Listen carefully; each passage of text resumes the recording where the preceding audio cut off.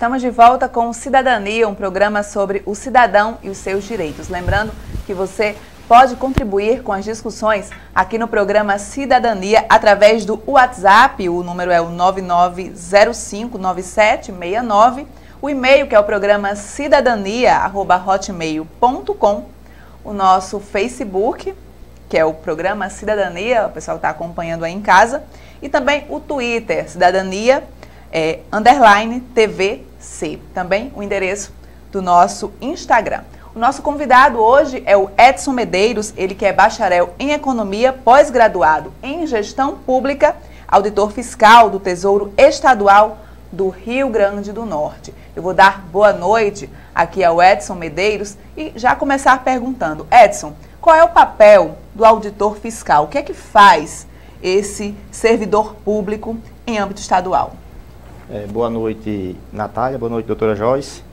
Primeiramente, eu queria parabenizar a vocês, agradecer pelo convite, né, parabenizar pelo esse programa, que eu tive a oportunidade de ver algumas edições já, e ele é feito de uma forma bem didática, assim, para o público. E esse tema de direito tributário é um tema que necessita ser debatido e ser repassado para a população, digamos assim, leiga, né? Para que se tenha uma noção exatamente da importância que isso tem para o Estado de forma geral, né? O Estado, tanto a União como os municípios e o Estado de forma geral. O auditor fiscal, de uma forma mais geral, assim, eu diria que a responsabilidade dele, o papel dele, é zelar pelo bom andamento do sistema tributário, né? No nosso caso aqui, das instituições e das leis do nosso Estado, referentes aos nossos tributos estaduais.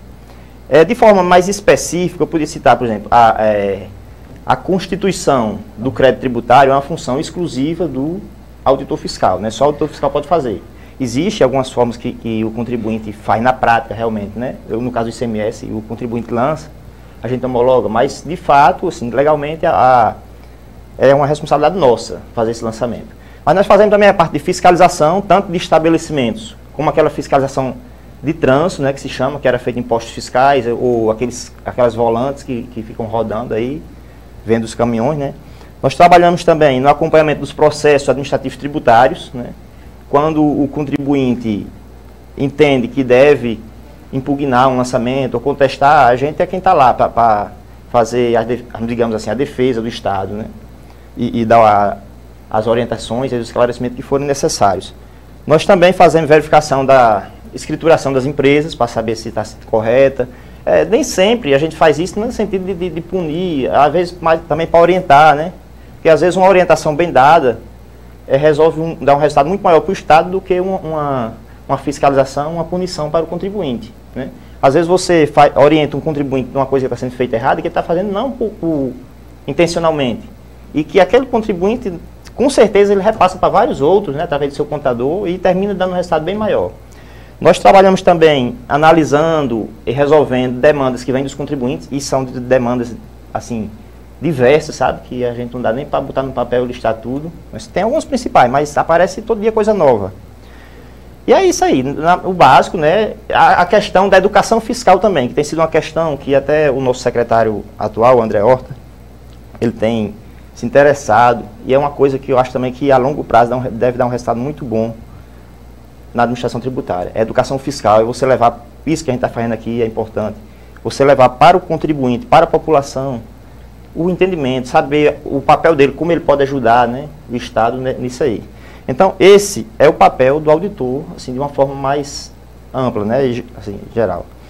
A nossa profissão, como a administração pública de uma forma geral, ela tem que seguir dentro de uma estrita legalidade, né? A gente não pode criar, a gente não pode fazer as coisas a nosso bel prazer, assim como também, às vezes, o contribuinte não entende, a gente não pode deixar de fazer quando tem que ser feito, né? Quando está previsto na legislação, a gente tem a obrigação de fazer. Não posso, digamos assim, ter pena, por exemplo, de um contribuinte, porque ele está fazendo uma coisa errada e tal, e eu posso ser punido se eu não fizer isso, porque eu tenho a obrigação de seguir. Tá errado, eu tenho que fazer aquele procedimento, certo? A nossa profissão também, a gente identifica, inclusive isso já foi reconhecido na Justiça, aqui a nível de Estado, um risco, né? Um risco inerente à atividade. Nós trabalhamos com valores elevados, às vezes, com contribuinte. Ninguém gosta, né, de tirar do bolso para dar ao Estado, principalmente vendo as coisas que acontecem por aí. também na fiscalização de trânsito, como a gente chama, se depara com muita coisa que às vezes não é gente de bem, às vezes você pega uma coisa que é fruto de crime mesmo, digamos assim, é gente do mal que está ali. Então existe esse risco, né? E pela peculiaridade da nossa profissão, com que a gente trabalha, a gente tem alguns impedimentos legais, né? Por exemplo, a gente não pode participar de administração de empresas. Nós temos um impedimento que inclusive, vem da OAB, que nós não podemos assumir atividade, nós não podemos ter registro da OAB, né? Não podemos. A gente pode fazer, até fazer a prova e fica com registro suspenso, não podemos advogar em área nenhuma, né? Então, outra coisa também que eu acho que é importante falar é a questão da necessidade constante de atualização. Eu sei que hoje todas as atividades passam por isso, né, em função do contexto que a gente vive hoje, né, de conhecimento de informações que se multiplicam rapidamente, mas no nosso caso, especialmente com relação à questão do ICMS, diariamente nós temos alterações. O nosso regulamento do ICMS tem artigos que vai até 930, 940, alguma coisa, não sei exatamente aqui. Mas que, na verdade, são muito mais do que 1000 artigos, porque tem artigos que se desdobram em artigo 931A, B, C, D, passa para 2 letras, até 3 letras já tem, né? Então, se não chegar a 2000 artigos, veja lá, isso muda quase todo dia. Pois é, doutor Edson. E falando, né, dessa questão já do ICMS, como o senhor já citou, nós gostaríamos de saber sobre, adentrando já na questão das espécies de tributos estaduais, nós gostaríamos de saber um pouco mais sobre esse imposto, sobre o ICMS. Quando surge, então, o fato gerador do imposto? Muito bem. O ICMS, como você falou no bloco anterior, o nome é bem grandinho. Até a gente que trabalha com ele todo dia tem dificuldade de dizer, né? Mas eu acredito que eu vou acertar. Imposto sobre operações de circulação de mercadoria e sobre prestações de serviços de transporte interestadual, intermunicipal e de comunicação. É um nome extremo, mas também o nome já praticamente resume o que é ele, né? O imposto, só um detalhe um pouco, o imposto sobre serviço, naturalmente, é um imposto municipal, nós sabemos, né? Mas existem essas exceções que estão previstas lá na Constituição, que é de competência do Estado, que é a parte de comunicação e a parte de transporte interestadual e intermunicipal. Só é do município se for dentro do próprio município, né? Dentro do próprio município, não sair dali. Então, de regra, a obrigação de pagar ICMS surge no momento em que ocorre a operação ou a prestação de serviço, né? Então, você vendeu a mercadoria, você tem a obrigação. Não quer dizer que você vai recolher naquele momento, né? Existe regulamentação de prazos, dependendo da situação do contribuinte. O contribuinte que faz a apuração do regime normal, que nós chamamos lá, ele tem até o dia 15 do mês seguinte para fazer o recolhimento. O contribuinte do Simples Nacional, que paga diferencial de alíquota nas entradas, ou os normais também que pagam antecipado, se ele tiver um credenciamento, ele pode pagar até o dia 25, né? E existem outras datas, que eu não vou arriscar aqui, posso dizer errado. Mas nós temos o momento, como eu falei, é o momento da realização da operação, ou da prestação de serviço. Existem umas exceções previstas na legislação, que são no caso da substituição tributária, da antecipação tributária e o diferimento, né? No caso da substituição e da antecipação, você paga antes, né? No caso do diferimento, posteriormente, né? A substituição e antecipação, no meu entendimento, é criado com uma forma de facilitar e até diminuir os custos da administração tributária, né? E algumas indústrias, por exemplo, em função das suas características, seria muito complicado para o Estado fiscalizar isso lá na venda, lá no ponto final. E é muito mais fácil a bebida, por exemplo, você na indústria, você fiscalizar na saída, né, do que você sair fiscalizando de bar em bar, essas vendas. Seria complicado e um custo muito alto para o Estado, para a sociedade, porque o Estado é a sociedade, né? No caso do diferimento, geralmente é um benefício dado a um determinado setor, né, que você, por exemplo, os produtores de castanha, por exemplo, os produtores mesmo lá, é difícil o Estado ir lá, e até porque esse pessoal não tem documento fiscal, essas coisas, né? Então eles vendem para as indústrias e o pagamento de imposto, aquela venda dele, primeira, é transferido lá para a indústria, quando a indústria vai vender, né? É um diferimento, vai para o futuro. Então, a questão da obrigatoriedade nesse caso. Regra, no momento em que faz a operação, boa prestação. A regra é essa. Edson, com relação a esse ICMS, existem cobranças específicas? A cobrança existe por estado, né? E em cada estado há um tipo de cobrança, há um valor que incide sobre esse ICMS. Como é definido essa cobrança, né, por estado? Como é que é definida isso? Como é definido Você isso? fala com relação à questão das alíquotas? Isso. Nós temos as alíquotas internas, que nós chamamos, né?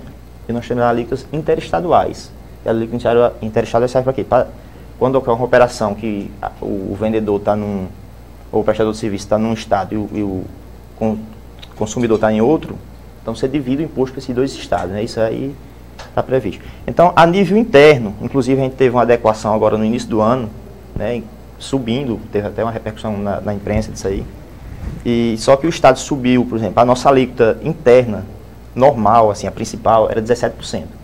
E a maioria dos produtos, a maioria das operações estava em 17%, né? Então, subiu para 18%. Outros estados do país já têm essa alíquota de 18% há muito tempo. O estado subiu agora em função dessa necessidade, né? Todo mundo já sabe aí. Então, hoje, aqui, internamente, nós temos 4 alíquotas. A 18%, que é normal, né? Aí tem uma de 23%, que é sobre álcoois, de forma geral, exceto o etanol, né? Que é o álcool combustível. Tem a de 25%, que ela incide, por exemplo, sobre energia, para quem tem consumo acima de 30 kWh. Incide sobre joias, sobre outros também, tem um elenco lá, eu estou sendo esses dois a título de exemplo. E no caso de bebidas, cigarros, os combustíveis, né, gasolina, etanol, 27%. A alíquota interestadual, existe 2 alíquotas interestaduais no país. Uma de 12%, que é a nossa aqui do Nordeste, Centro-Oeste, do Norte, e uma de 7%, que é para os estados do Sudeste e Sul. Né? Então, quando o Rio Grande do Norte vende para outro estado, nós pagamos aqui, o contribuinte aqui vai lançar 12%. Né? Lá no outro estado ele vai lançar o diferencial. Os outros, se lá for 18%, ele vai lançar 6%. Né? Aí dependendo da condição do contribuinte que está comprando, esses 6% pode ser só sobre o preço da compra mesmo, se for um contribuinte do Simples, por exemplo. Né? Ou um consumidor final que agora também está pagando diferencial de alíquota. Se for um contribuinte normal, que lá ele vai agregar valor e vai pagar, então aquele de 6% vai incidir sobre aquele valor com agregado. Então, o objetivo dessa alíquota interestadual é justamente dividir as receitas entre os estados, para não ficar tudo no canto só. Né? Mas há algum produto ou serviço isento desse imposto? Existe. As isenções aqui a nível de estado do ICMS recai geralmente, os produtos agrícolas básicos, né? Tem isenção, né? Algumas frutas aqui típicas aqui da região, né? A operação, por exemplo, com ração para animais aqui interna é isento, uma forma de beneficiar o pequeno produtor, né? Do estado bancar ele de certa forma. Mas existe, além da isenção, existe outros benefícios, né? Nós temos, por exemplo, redução de base de cálculo.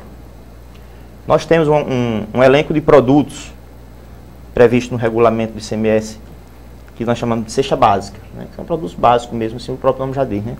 Que tem uma redução de base de cálculo que de forma que no final a alíquota incidente sobre ele fique em 12%, que é para ser 18%, né? Baixa para 12%.